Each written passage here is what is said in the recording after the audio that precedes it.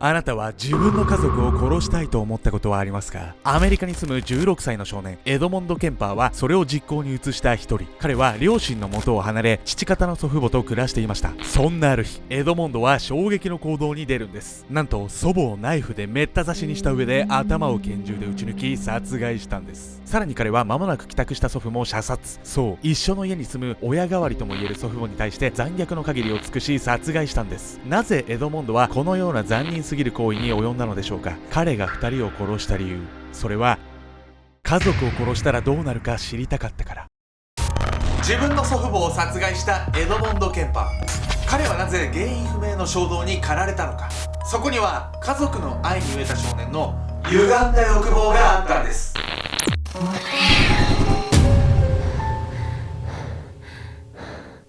おっさす、人生最高のオムライス探し中ケンちゃんです。名前も言ってるからやみやみかです。さてね、本日ご紹介するのはですね、祖父母を殺してしまった少年のお話なんですが、その動機もね、不気味なんです。死んだらどうなるか知りたい。もうね、意味がわかんないですよね。はい。なぜ彼はこんな理由で家族を殺してしまったのか。その答えは彼の生い立ちにあったんです。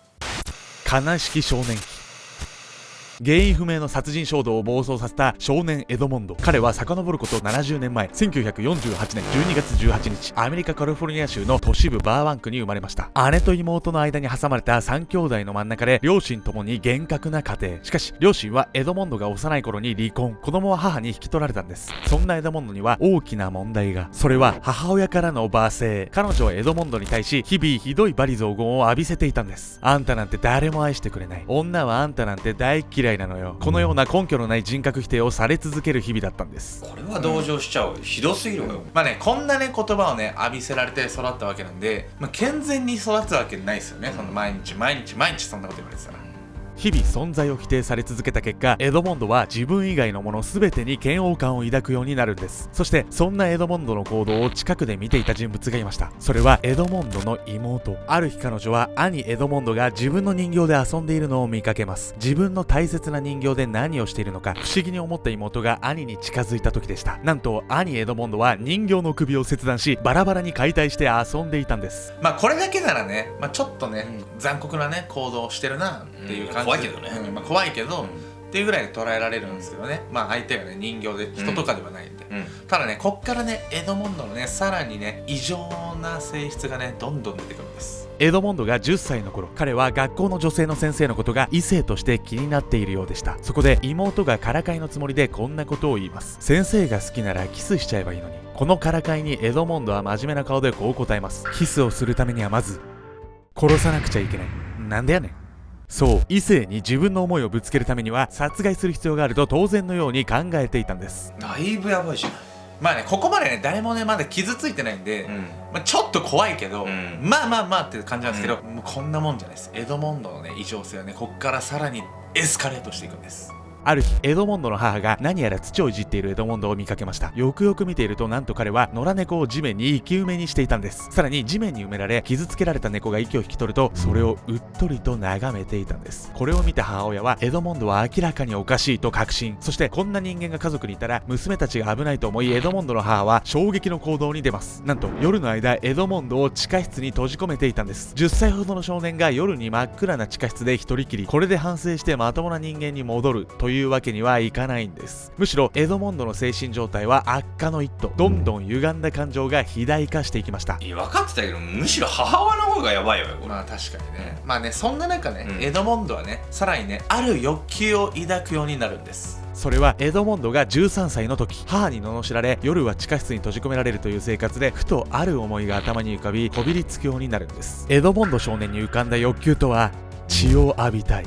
君もその欲求、エリザベート・バートリーだよね。いたわね。なんか他にもいたわよ。なんか、ちょっと忘れちゃったけど、大体血浴びたやつ多いよね。多いわね、最後ですね。エドモンド自身にはね、この欲求ねこの後ね止めることもねできなかったんです。この欲求のターゲットとなってしまったのはエドモンドが飼っていた猫。しかし今度は生き埋めではないんです。彼は猫を殺し、その血を体中に浴びたんです。そして猫の血を浴びている時、エドモンドは異常な興奮を覚えました。そんな姿を目の当たりにした母親は、こんな異常な息子の面倒は見ることができない、そう判断し、元旦那にエドモンドを預けようとします。しかし元旦那はすでに再婚。結果的にエドモンドは父親の祖父母に引き取られることになるんです。そこでここまでの仕打ちで歪み切ってしまったエドモンドの欲求が暴走、冒頭のような殺人事件に至るんです。しかし地下室で自分を歪ませた少年の暴走は祖父母の殺害だけではとどまることはなかったんです。さてね、母のね極端な教育方針によってどんどん心が歪んでいってしまったエドモンド・ケンパー。そして実はですね、彼の犠牲者になるのは祖父母だけではなかったんです。何まだなんかあんの？いや、そうなんですよ。殺害後ね、ちょっとねまた別の報道に出るんですが、その時にね頼りにしていたね人物がいるんです。治療の行方。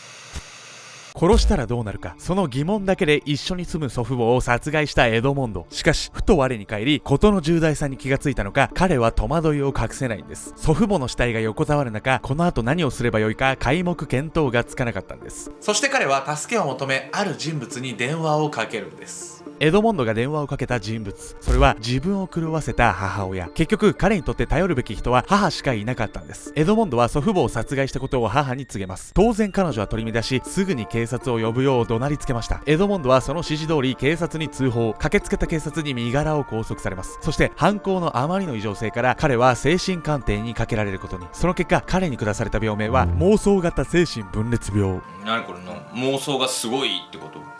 まあちょっとざっくり言うと、自分のこう妄想、そして現実世界があるんですけど、それのね区別がねつかなくなってしまう病気なんですよね。エドモンドは治療が必要かつ殺人も犯していることもあり、犯罪者用で警備の厳しいアタスカデロ州立病院に搬送。そこで彼の入院生活が始まります。その入院の経緯から当初は病院関係者にかなり警戒されていたエドモンド。しかし意外にも彼は周りの人々が考えるような人間ではなかったんです。入院後彼はまず知能テストを受けました。そこで驚きの結果が出るんです。なんと彼の IQ は136。世間では天才と称賛されるレベルの知能を持っていたんです。さらに彼が病院の人々を驚かせたのはその知能だけではありませんでした。入院中のエドモンドはとても穏やかな性格で人当たりも良かったんです。これらのことからエドモンドの異常な行動は家庭環境のストレスにより発症した病気が原因で、元々の人格には何ら問題がないと判断されるんです。でもそういうことよね。家庭の教育方針が悪かったんじゃないの？まあそうなんですよね。そうしてねエドモンドは病院の人々からねこう信頼をね徐々に勝ち取っていったんです。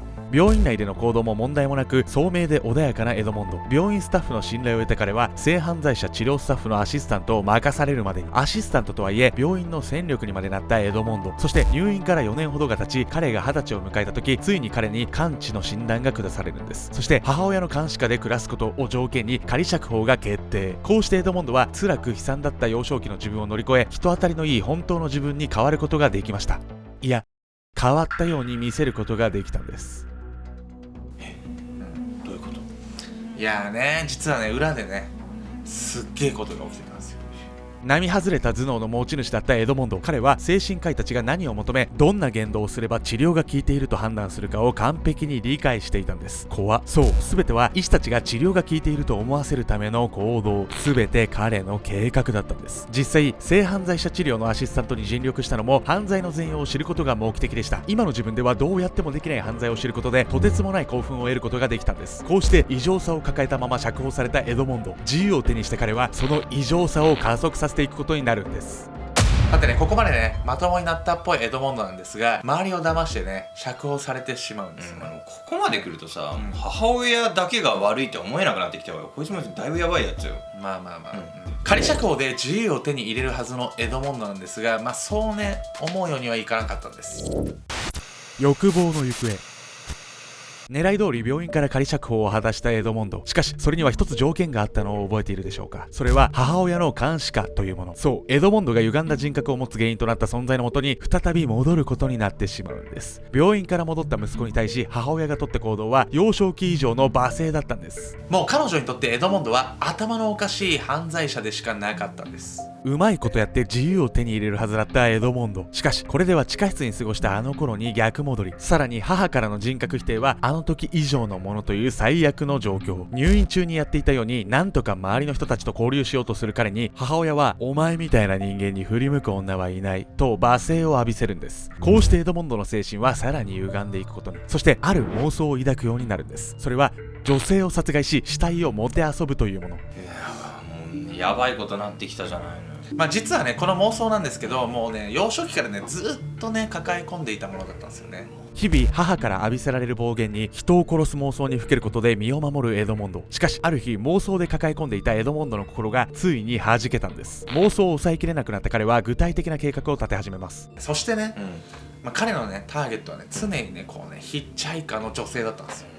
1972年5月、エドモンドはヒッチハイクをしていた2人の女性を車に乗せます。そして人気のないところまで連れて行くと、銃で脅して車から下ろし、ナイフでめった刺しにして殺害。しかしエドモンドの異常な行動はこれだけでは終わらないんです。彼はその後遺体を自分のアパートまで運びました。そしてバラバラにした亡骸をもてあそんだんです。さらになんと遺体の一部を使い料理をしたんです。やばすぎ、そこまでいくと、しかもここで作った料理がマカロニキャセロールっていうね、日本でいうねお袋の味みたいなね、それのアメリカ版みたいな料理を作ってたんですよ。そして一度タガが外れたエドモンドの暴走はさらに加速していくことに。彼は間もなく4人の女子大生を同様に殺害。最初の被害者と同じように死体をバラバラにしてもてあそんだんです。しかしエドモンドは欲望のままに動く殺人鬼とは一線を画す特徴がありました。彼は IQ130 超えの天才。厄介なことに衝動的ではなく、あくまで計画的に犯行を重ねたんです。エドモンドの計画の徹底ぶりは凄まじいものでした。彼は地元の警察官御用達のバーに通い、警察がどこまで自分の事件を把握しているのか情報収集。持ち前の人当たりの良さで警察官たちから情報を引き出したんです。当然ねこの時ね警察も謎の連続殺人の犯人探しに躍起になっていたんです。被害者が6人に上った時点で警察もかなり荒っぽい捜査をせざるを得なくなったんです。そこで彼らが取った行動が、地元で拳銃を所有する人物から拳銃を一時的に回収すること。これで犯罪の抑止と容疑者の絞り込みを狙ったんです。当然殺人のために所持していたエドモンドの拳銃も回収の対象に。この時点ではかなりの人数がいるうちの1人でしかなかったんです。しかしこの拳銃の回収は彼を激しく動揺させました。そして警察は自分が犯人だとすでに掴んでいるという妄想が生まれ始めるんです。妄想ならさ、別に何も起きないんじゃないのこれは。もう、ね、忘れてますよね。エドモンドね、妄想と現実の区別がつかない病気を抱えたまま、仮出所しちゃってるんですよ。一度生まれてしまった妄想はエドモンドを離れてはくれません。むしろ警察は自分を逮捕するに違いないと思うまでに。そこでエドモンドが思ったのは、刑務所が嫌でも刑罰が嫌でもなかったんです。逮捕された時の一番の恐怖、それは母親にバレること。そう、彼にとって何よりも母親が恐怖の対象だったんです。天才的な頭脳をもってしても、幼い頃から刷り込まれた母親への恐怖に打ち勝つことができませんでした。逮捕への妄想と母への恐怖が混ざり合った結果、4月21日早朝4時、エドモンドは母親の寝室へ向かいます。そして寝ている母親を手に持ったハンマーでめった打ちに。その体をバラバラにして死体をもてあそんだんです。その後冷静になったエドモンドは車で逃走。3日3晩眠らずに車を走らせました。そして3日が経った彼はとても落ち着いた心境になっていたんです。どうしても逃れることができなかった恐怖の対象である母を殺害したことで、ある種の充実感が彼を満たしていたんです。そしてその日の早朝、地元警察に電話をしてこれまでの犯行を自供、そして逮捕されたんです。罵声を浴びせ続ける母親が始まりとなり、殺人鬼へと変貌したエドモンド。このように母親という存在は子供の人生をいい方向へも悪い方向へも導く十分すぎる影響力を持っているんです。逮捕後終身刑の判決を受け、もう今もね収監されてるエドモンドはね、一体ねこう何を考えてるんでしょうかね。母親じゃなくても誰かしらに愛情をさ、受けなくて育った人間ってこんな歪んじゃうんだと思ってさ、なんか私ちゃんと愛されて生きてきてよかったなって思っちゃった。でも歪んでるかもしれないね、我々はね。